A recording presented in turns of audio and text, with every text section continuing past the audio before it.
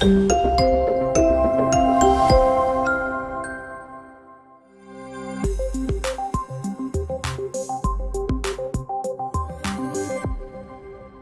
going to go over robot position sensors now. This is, you're going to be a little confused about this, but once we actually see them on the robot, everything will become a little bit more clear.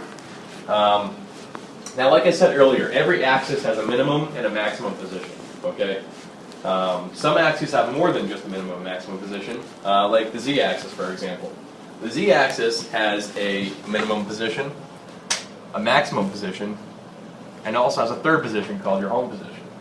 Now, whenever we send the robot to 0, we're going to be able to tell whether that robot's at its home position or not, because the value of the z-axis that displays where the z-axis is, once it's at 0.0, that value is going to turn green in color. And that's going to be located on the upper portion of the display, the touchscreen. Okay. So whenever the z-axis is at 0.0, we need to make sure that that z-axis value is green in color. If it's not, then the robot will not sense through the sensor that the z-axis is in a safe position when it's at 0.0, and it will prevent the robot from traversing outward, and it will also prevent the robot from starting an automatic cycle. So whenever we do a robot startup and we need to do an origin offset on the robot startup, which we'll get into later, we need to make sure that whenever the z-axis is at 0, the value is green. Okay. Now the x-axis has a minimum position, it has a maximum position, it also has a home position right here, and it also has a fourth position called the part drop position. Okay. Now, just like the z-axis, when the x-axis is at home, the x-axis value will be green in color. As the robot is traversing out in between the x-axis, in between the home position and the part drop position, that value is going to turn white in color. Whenever the robot value or the x-axis value is white in color, that indicates to the robot user that the vertical arm cannot be lowered, and the y-axis cannot move, and the c and the a-axis cannot move either. So it's just, and the reason why the robot prevents that motion is because as it's traversing out, the robot has no way to identify where, where the tie bars are on the machine, where the guarding is on the machine, how the end of arm tool is going to interfere with that. So it tries to prevent the robot user from getting into scenarios that would create a crash. And this is one of the scenarios that would create a crash. If we were able to move our vertical arm down as we're traversing out, we could potentially crash the robot into a tie bar or a piece of guarding or a piece of part drop guarding. So that's just something to be aware of. So it doesn't allow Y or Z? Correct. Or A and C if it's available.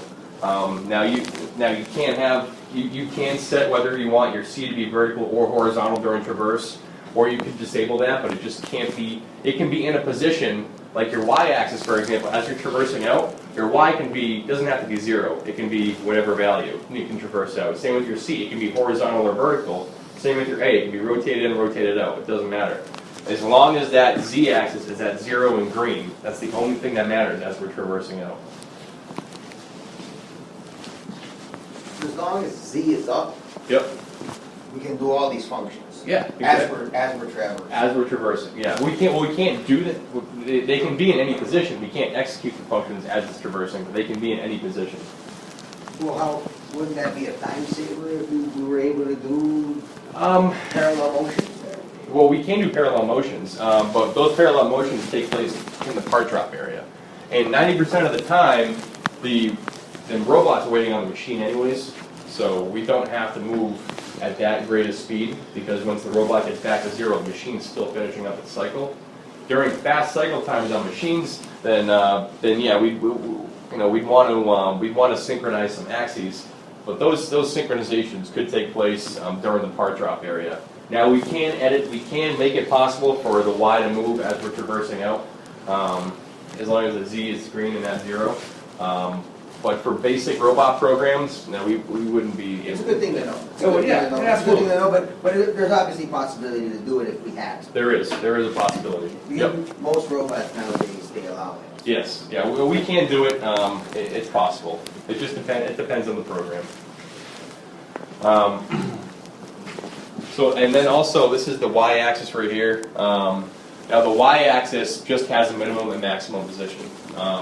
So first of all, let me explain how the robot resets. So when we turn the robot power on, we need to reset the robot.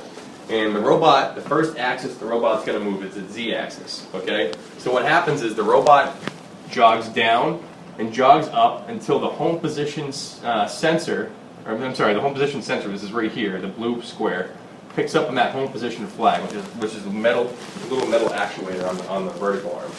Once that sensor picks up on that flag, then it's going to move to its offset position on that flag. So that flag's about 55 millimeters long. So we have 55 millimeters of offset available on the z-axis for its 0.0 position. The y-axis, then after the z-axis is completed its reset, now the y-axis is going to move. Now what happens with the y-axis is the y-axis moves back. It strips back until the y-axis minimum sensor picks up on the minimum flag. Once it picks up on the minimum flag, then it moves to its origin offset and then creates its new 0 point. We need to be careful about the y-axis though, because if the y-axis is too far inward and we're beyond that, if that sensor is beyond that flag, then the y-axis is still going to try to move in. And it's never going to pick up on that flag, so it's eventually going to hit the hard stop and over torque alarm is going to happen. So we just want to make sure that whenever we reset the y-axis, that we're not beyond that minimum flag. That sensor is not beyond that minimum flag. If you have an alarm on any axis, Yep. is there an override function you can execute to do manual? Yep. To get out of that trouble area? Yes, there is. We'll go over that. Now the x-axis, when that x-axis resets, here we have our home position sensor or our mold area sensor. We can call them any one interchangeably. What's going to happen is our robot's going to traverse in. Its sensor is going to pick up on that flag, and then it's going to traverse back out. Then it's going to traverse in again. And after it traverses in again, it's going to move to its offset, and then it's going to create its new 0 position. So we can offset the x-axis about, I think it's about 100 millimeters on that flag. We can offset the y at any position. We can offset the y all the way out here if we wanted to, because it doesn't have a home position.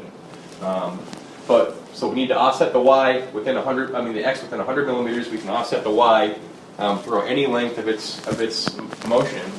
And then for the z, we can only offset about 50 millimeters. When you say offset, Yep. this is all part of the initial startup calibration? The initial startup, yes. Why would you want to be able to alter the offset? The reason why is because, especially with the x-axis, because when we install a robot on a machine, that's center line, and we need to make sure that that vertical arm, as it's down in the mold area, is aligned up with its injection unit, with the injection nozzle. Okay, so sometimes that requires us to move this flag right here, either outward or inward, because the center line does not exist throughout the length of this particular flag. So sometimes we need to move it in, sometimes we need to move it out, depending on the machine, depending on the robot, how it's mounted on the machine. So that's physically moving that mold. Yep, we would physically move that, and then we would.